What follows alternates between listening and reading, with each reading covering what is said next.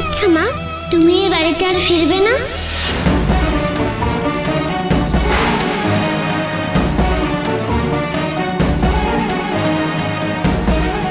চুপ করে থাকে মানে ফিরবে না? মা, তুমি ফিরবে না? তাহলে তো সোনার উপর আলাদা হয়ে যাবে।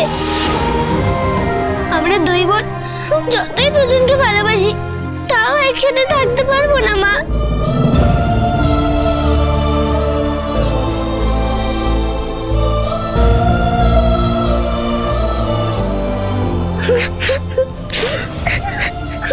কি সোনা, রূপা,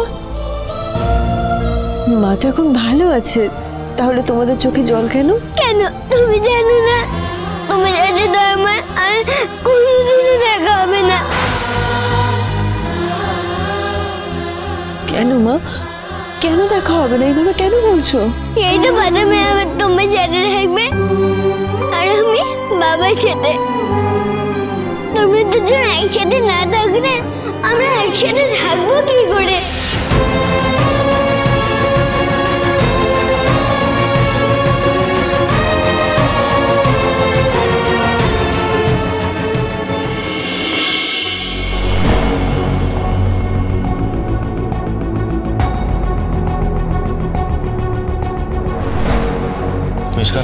তুই এখান থেকে এখন যা। সুজা, আমি একটু থাকি না, একটু হেল্প করে দেবো তোকে আমি। দেখ, আমি তো ডক্টর হয়ে নয়, হাজবেন্ড হিসেবে আমার ওয়াইফের কাছে আছি। ঠিক হয়ে যাবে বল, হোপফুলি। ওই হতেই হবে। ব্যাপারটা বুঝতে হবে আমার। কি এমন হলো যে সুজা এতটা বদলে গেল? আমি তো কিছুই বুঝতে পারছি না। কার কাছ থেকে একটা ঠিক খবর পাই। হসপিটালে যাব না, কিন্তু আরেকবার সূর্যকে আমি ভুয়ো রিপোর্ট দিলাম, আর তারপরে হঠাৎ ও দীপার সাথে এত ভালো ব্যবহার করছে। এটা কি করে হতে পারে? হসপিটালে একটা ফোন করবো।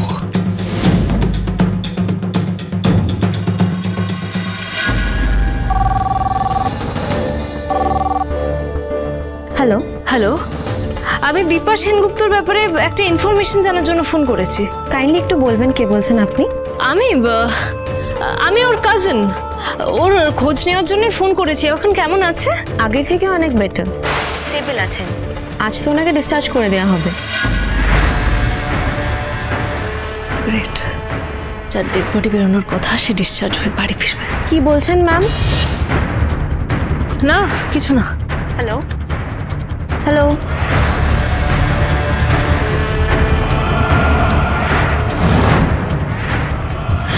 শিট শিট, কিভাবে ও আবার এরকম ভাবে বেঁচে উঠলো? কিসের চোট পেল দীপা? আমি কি কিছু ভুল করেছি বলো মা?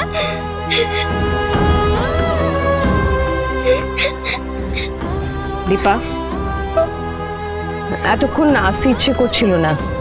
আসলে সকলে মিলে তোমাদের এই সুন্দর মুহূর্তটা নষ্ট করে দিতে মন চাইছিল না, কিন্তু দেখলাম যে দিদি ভাইয়ের একটা ছোট্ট প্রশ্নের উত্তর দিতে তুমি হাতড়াচ্ছ। তাই মনে হলো আমার কিছু বলা দরকার এখানে। না না, তোমার কি করা উচিত সেটা আমি বলতে চাই না।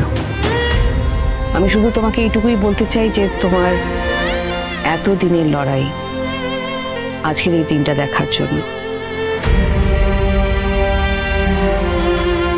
তোমার দুই মেয়ে তোমার সামনে দাঁড়িয়ে আছে।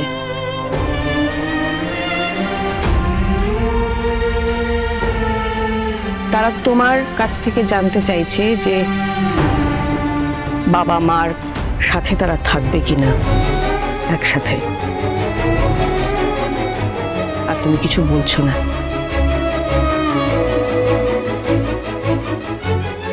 একটা ছোট্ট প্রশ্নের উত্তর দিতে তোমাকে এত ভাবতে হচ্ছে দীপা? ভাবার আর কিছু নেই মা।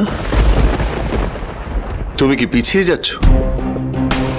অবশ্য হ্যাঁ, ওর আত্মসম্মান এতটাই বেশি, সেখানে ওর মেয়েরা কি চাইছে সেটা হয়তো ওর মাথায় রেজিস্টার করছে না। না না, রূপা কিছু চাইছে না।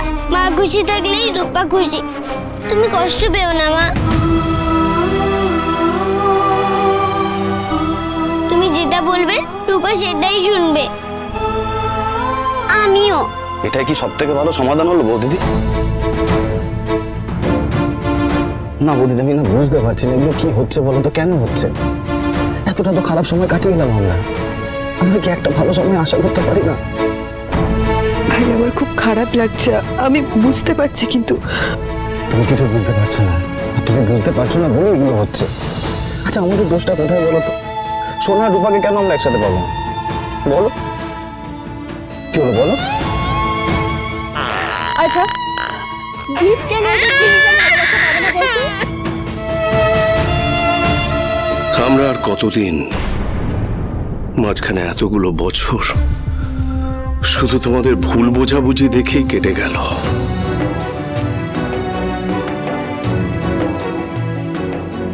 আমি, লাবণ্য, পরিবারের সবাই চেষ্টা করেছি তোমাদের সমস্যা মেটানোর জন্য, কিন্তু তোমাদের যে সমস্যা সেটা মেটেনি, থেকেই গেল। আচ্ছা তুমি বলো তো বড় বৌমা, আমাদের কি এই শাস্তি প্রাপ্য? বাবা মেঘাকে তো আমি দূরে সরিয়ে রেখেছিলাম, তুমি কাছে টেনে নিয়েছিলে। আজও তুমি চাইলে আমাদের 4 নাতি নাতনিকে একসাথে চোখের সামনে দেখতে পাবো। সবাই মিলে মাকে এরকম করে বলো না, মায়ের খুব কষ্ট হচ্ছে। মাকে কেউ জোর করো না প্লিজ। আর কাউকে কিচ্ছু বলতে হবে না, আমি যাব।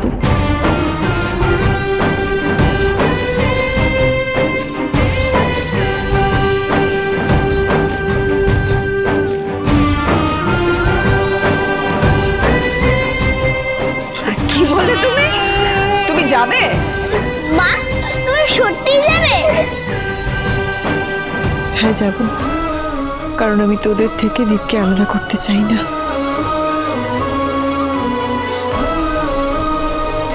I love you বৌদিদি।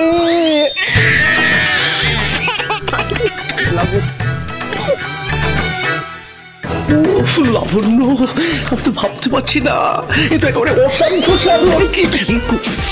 কি আসলে আনন্দটা না সামলাতে পারি। দেখো, প্রতিবার অসাধ্য সাধন কিন্তু বড় বৌমা করে, এবার কিন্তু আমরা সবাই মিলে। কি হ্যাঁ, দীপা যে এত সহজে রাজি হয়ে যাবে আমি ভাবতে পারিনি। একটা জিনিস তুমি লক্ষ্য করেছো? কি? এত খুশির মধ্যেও দীপার চোখ মুখ একটু অন্যরকম। কি কি বলতে চাইছো বলো তো? না, মনে হচ্ছে কোথাও যেন একটা ও আটকে পড়ে আছে।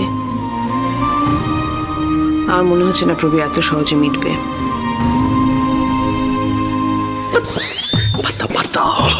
এটা হচ্ছে আমাদের জয়ের, আমাদের অ্যাচিভমেন্টের প্রথম ধাপ। বাকিটাও দেখবে ধীরে ধীরে হয়ে যাবে। শান্ত। দিদি তুই ঠিক আছিস না? তোকে আমি রেডি করে দেবো। বাবা দিদিকে আমি রেডি করে দেবো। তো দিদি কি বাচ্চা নাকি? বৌদিদি একাই সব পারবে তাই তো বৌদিদি? তুমি একটু বেশি এক্সাইটেড হয়ে যাচ্ছ। তো হবো না, বৌদিদি বাড়ি ফিরবে। বৌদিদি টেনশন করো না, একবার ফিরে এসো, দেখবে আমরা আদর যত্ন ভালোবাসা দিয়ে সব হয়েছে হয়েছে, ওখানে আদর যত্ন ভালোবাসা দিয়ে ভরিয়ে দিও। আর তার জন্য এখন বাড়ি ফিরতে হবে, ঠিক আছে? আমাদের ব্যবস্থা করতে হবে। আর সূর্য, তুমি দীপাকে নিয়ে এসো। হ্যাঁ দিদি ভাই আমরা বাবা মায়ের সঙ্গে যাব। আচ্ছা বেশ, তাই হোক। মার বাবার সাথে তোমরা দুজনে এসো। নিশ্চয় নিশ্চয়। এসো এসো, চলো চলো চলো চলো চলো চলো চলো ঠিক করতে হবে। চলো বৌদিদি আসছি, তাড়াতাড়ি চলে এসো। দাদাই চলো।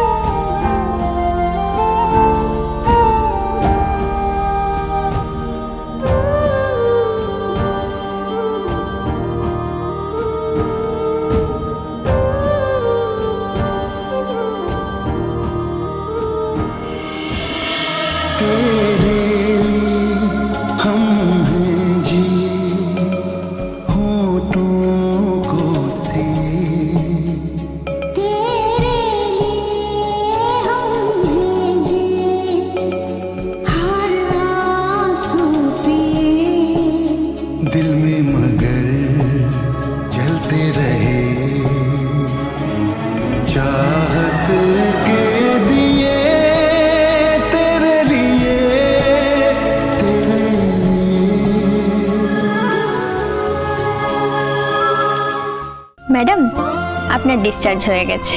Thank you. এই হলো ডিসচার্জ সামারি, আর এখানে রিপোর্টগুলো সব আছে। আর এটা হলো প্রেসক্রিপশন, কিছু ওষুধ আছে কয়েকদিন চলবে, সেগুলো কাউকে একটু দেখে নিতে হবে। আপনি আমাকে বলুন, আমি প্রয়োজন নেই, আমার ওষুধ আমি নিজেই মনে রাখতে পারবো।